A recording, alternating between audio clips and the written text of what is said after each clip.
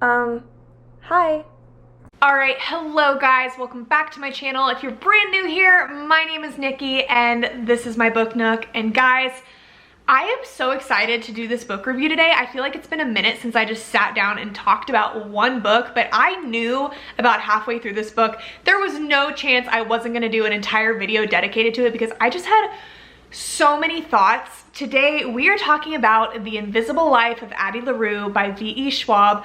Guys, this book has been on my shelf, I kid you not, for probably 2.5 years. If you go back to the very first book haul I ever did on this channel, I bought this book in that video. It was so long ago, but at that time, this book was huge. Like, everybody was reading it. It was everybody's favorite book. I mean, it's kind of polarizing. I see people that either adore it, or I've also seen people that actually really hated it, but at the time, my point is, it was everywhere. And honestly, still to this day, I get on Instagram and I see this book talked about pretty often, but I don't know what kept me from reading it for so long.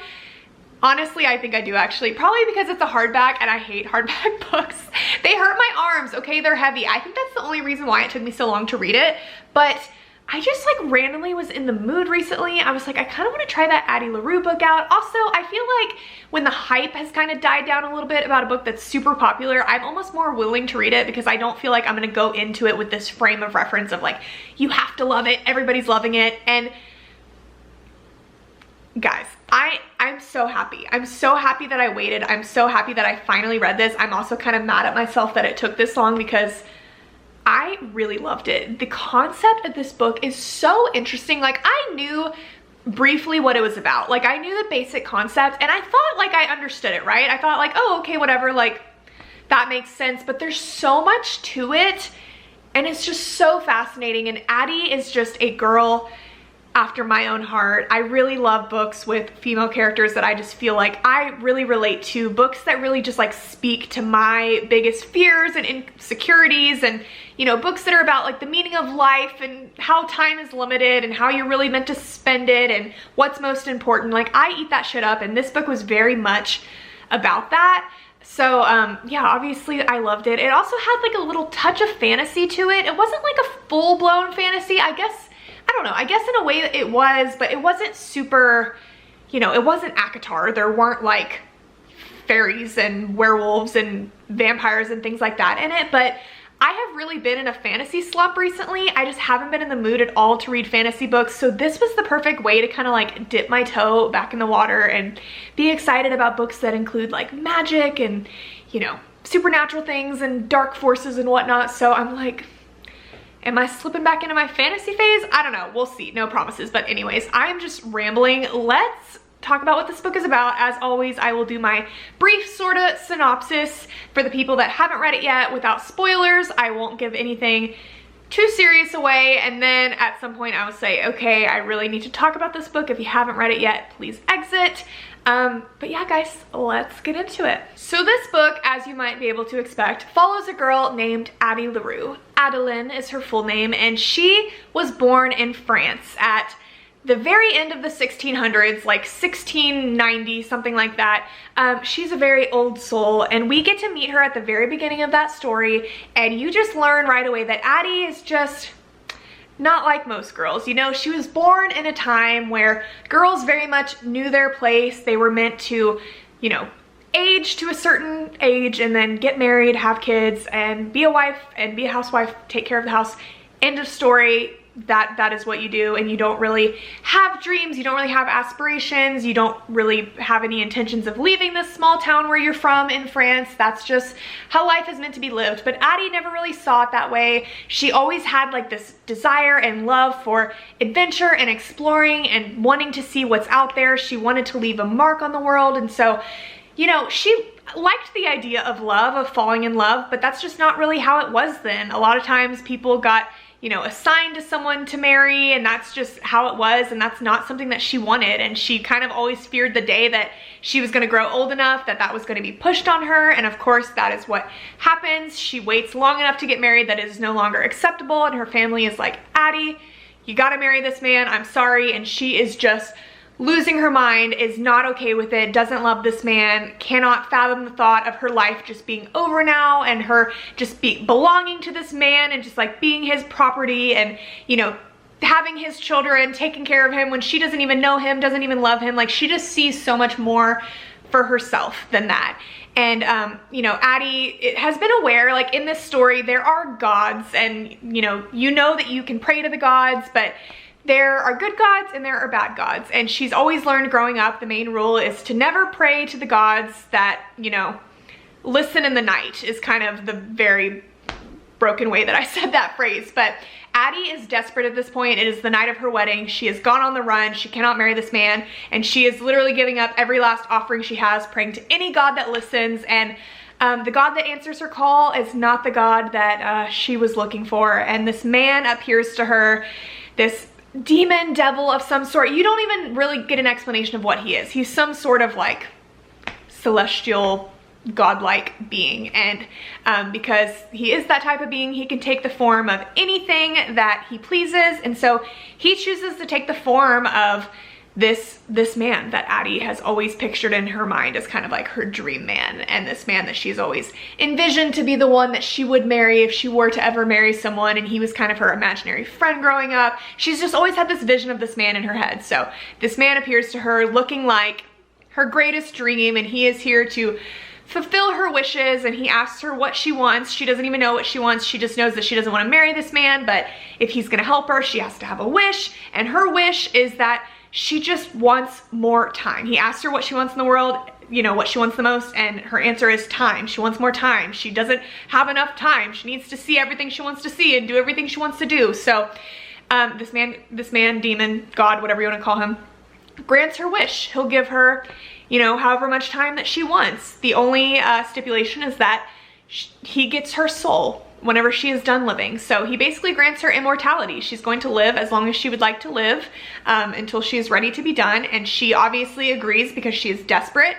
But as to be expected, we know demon-like creatures are tricky little beings, and so he doesn't give her, you know, he doesn't give her the fine print. So she doesn't realize when she makes this deal that yes, she's going to get to live forever, but the only, the flip side of that is that nobody is going to remember her. She gets to stay in this world for as long as she wants, but she never gets to leave anything behind.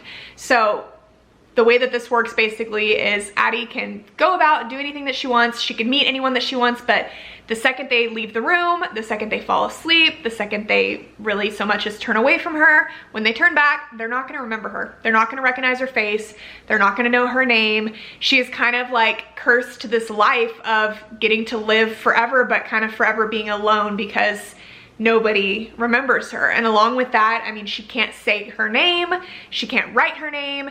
She's not able to tell anybody what her name really is. She cannot leave anything behind. Photographs of her do not work. Like, there is just basically no way to get anybody to remember who she is. You know, even with all this time left, you would think, oh, she could write books and she could make art, but she can't. Like, she cannot leave anything behind. She is quite literally a ghost living on this earth, which, you know, seems like a simple enough concept. You're just like, oh, nobody remembers her, but there's just so much to it with this curse that he's put upon her. I mean, she can't like find places to live. She can't like rent property because nobody remembers renting her a place to stay. She can't hold down a job because the next day after they hire her, they won't remember her face. Like, she has been forced to live like an awful life now where she is just entirely on her own. Obviously, as time goes on, she learns how to navigate this, but you know, Addie is furious over this, and obviously this demon's intentions were just to get her soul, but she is a stubborn girl and she's not so willing to give in. And,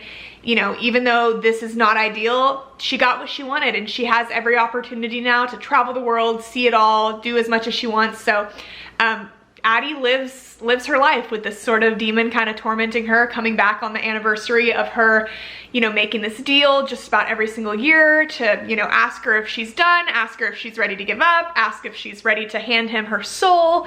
And she always refuses. And for 300 years, she walks this earth, lives so many lives, lives in so many places with not a single person remembering who she is until one day she's in New York City and she goes to the same bookstore 2 days in a row, and this boy that works at this bookstore remembers her. And that is basically like the very basic plot of this story. Obviously it's like, who is this boy? Why is he able to remember her? Where does he come from? What does this mean? There's so much to it. They have a whole story together, but then you also have, you know, the villain of this story, this like demon as we call him. Guys, it was so good. There were definitely parts of it that, I mean, it's a long book. Like it's real long. You really get to see a lot of Addie's life all throughout the years, all the different eras and times that she lives in. She lives through war, she lives through beautiful times, she lives through times of change. She's forced to do a lot of really awful things just in order to survive. She's had to, you know, stoop to the lowest lows, and she's had the highest of highs.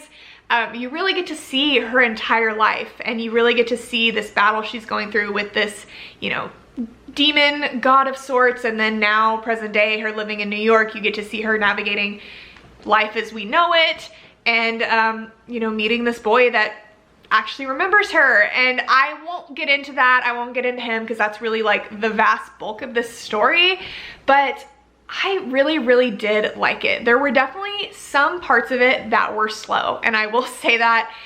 There were parts of this story, like there's so many aspects to the story, and there's definitely aspects that I cared about a lot more and that I was a lot more focused on. So when those aspects kind of like went away for a minute, you'd be like, oh, like where is that? Like I want to return to that. I don't care as much about this. So I had my waves of it where I was like really into it, and sometimes I was like, okay, because it's very like poetic. You see a lot of things. You see a lot of her kind of like day-to-day life, a lot of the things that she's been through. So it is a long book.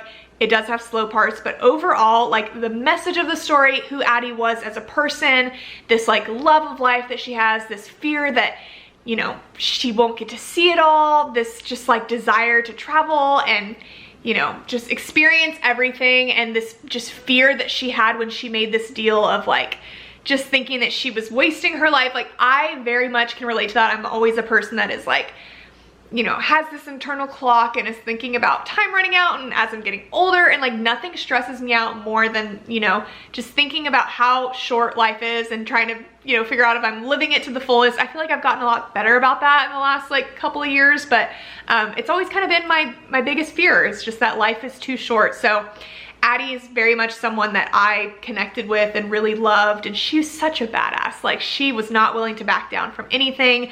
She was living this really horrible life, and instead of just like folding and giving up, she figured out how to get through it, and she figured out how to live this way. And it was just a really good story, a really good message. There's like some major plot twists to this story that I did not see coming. Like every time, like as I started the book, I very much thought it was about one thing, and I was like, okay, this is what the story's gonna be, and then it kind of shifted, and I was like, oh, it's gonna be about this. Like that happened about 4 or 5 different times, and I like just never knew where it was going or what the purpose was or what it was gonna end up being. And by the time I got to the end, I was like, or not even to the end, about halfway through, it was a very different story than I thought it was gonna be, and I was so hooked. There's an aspect to the story that I will dive in a little bit more in the spoiler section of this video, but that aspect had me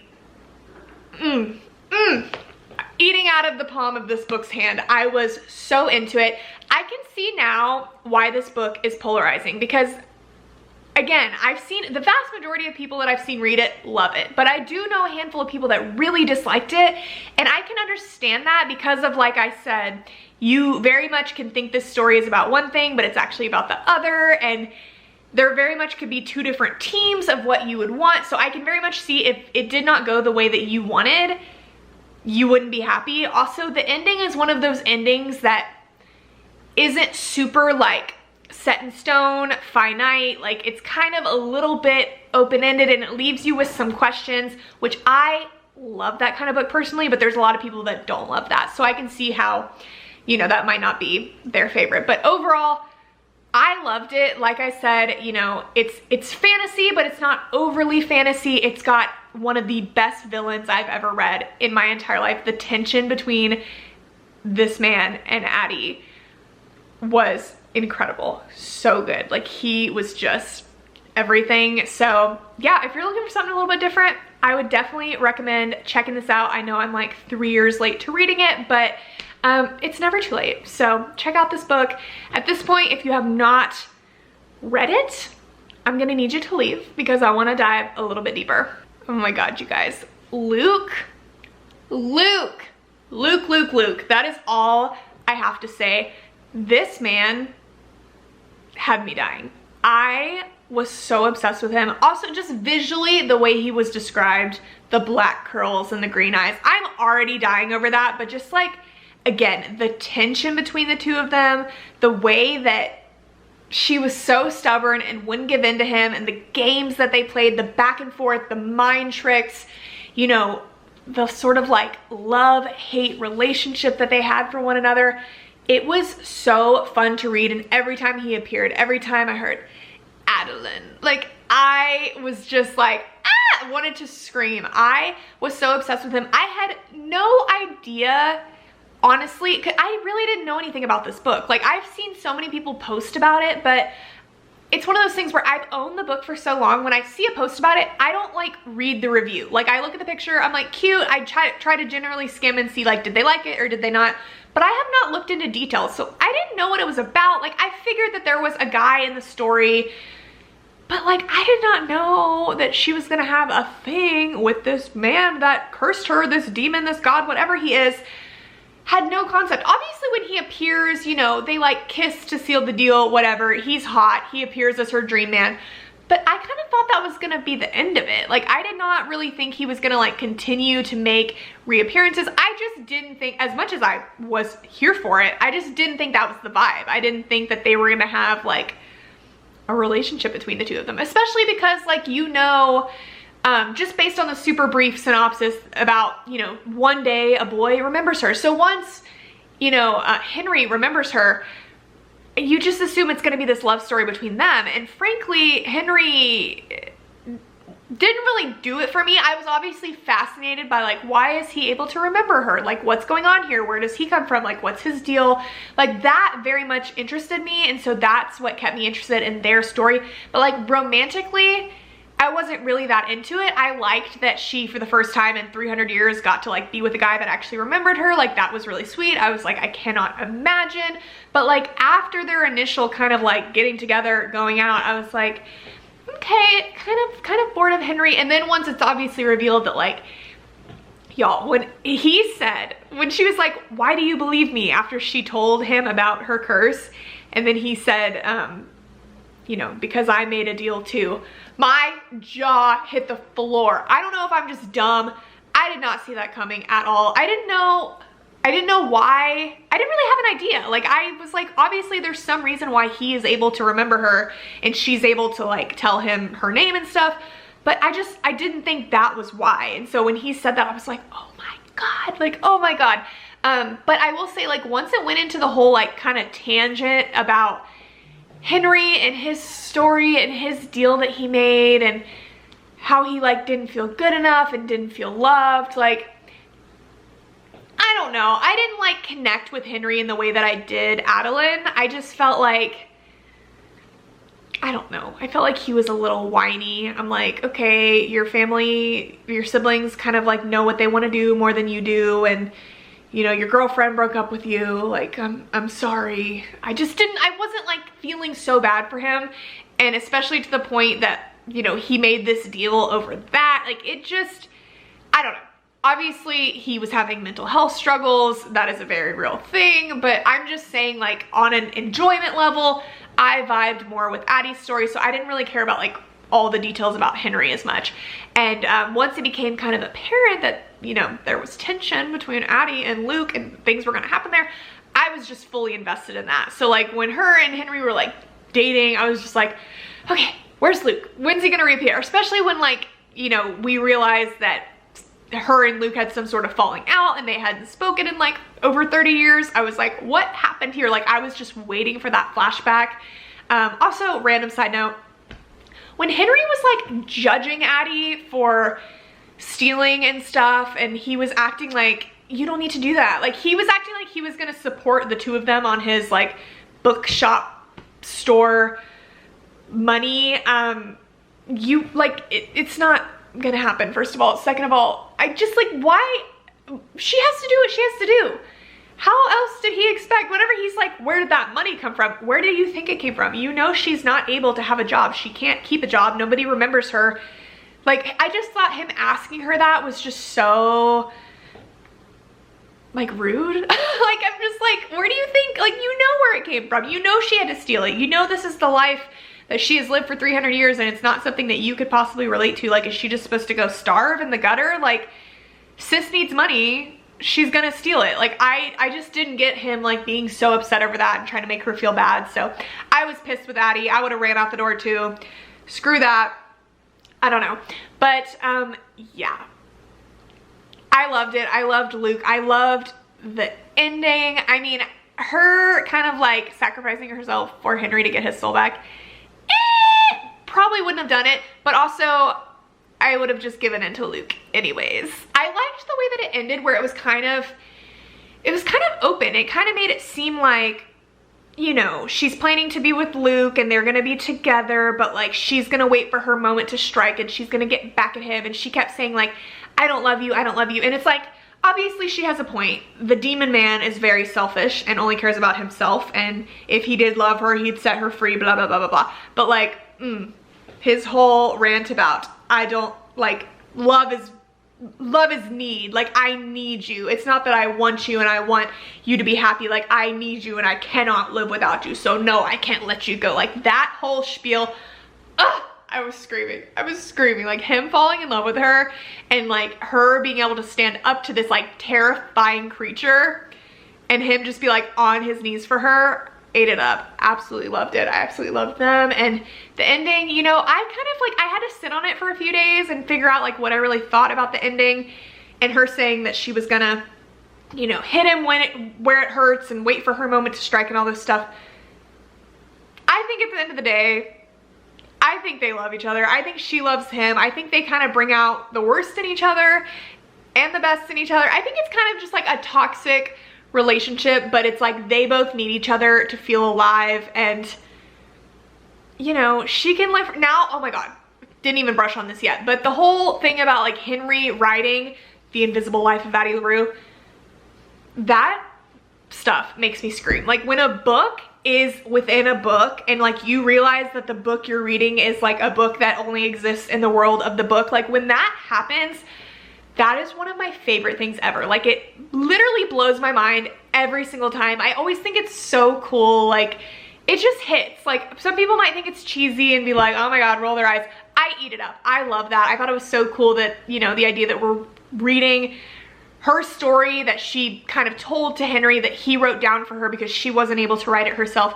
I thought that was so cool. And the fact that she, you know, got to leave her mark on the world. She's sitting there watching all these people read The Invisible Life of Addie LaRue, and like her story is on this world and people know her name and know who she is. And you know, now she gets to be with Luke and Luke remembers her and she can live a whole life with Luke. Like, I think it ended perfectly. I think that she got her happily ever after, and I think Henry is better off without her, because honestly, she is immortal. So even if they were together, he's gonna get like wrinkly and not cute, and he's only gonna like, he's gonna live such a short time compared to her. So they never really were meant to last. It was just never gonna work out. So in the end, it made more sense that she was with Luke anyways.